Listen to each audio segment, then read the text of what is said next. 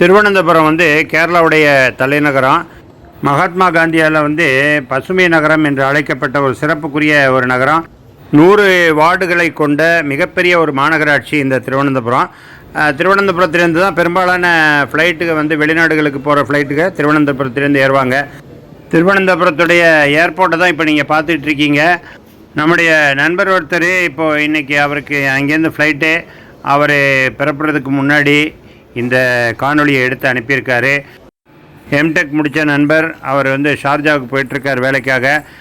அவருடைய வேலை சிறப்பாக அமைகிறதுக்காகவும் அவருடைய எல்லா நலன்களும் அவருக்கு கிடைக்கணுங்கிறதுக்காகவும் நாம் எல்லாம் வல்ல இறைவனிடம் பிரார்த்தனை செய்வோம், துவா செய்வோம்.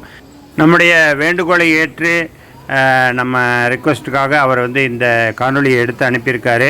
நம்ம வாசல் நேயர்களுக்காக இந்த காணொலியை எடுத்து அனுப்பிய சகோதரருக்கு நம்ம வாசல் சார்பாக நன்றியை தெரிவித்துக் கொள்கிறோம். அவர் எல்லா நலமும் பெற இறைவனிடம் துவா செய்கிறோம்.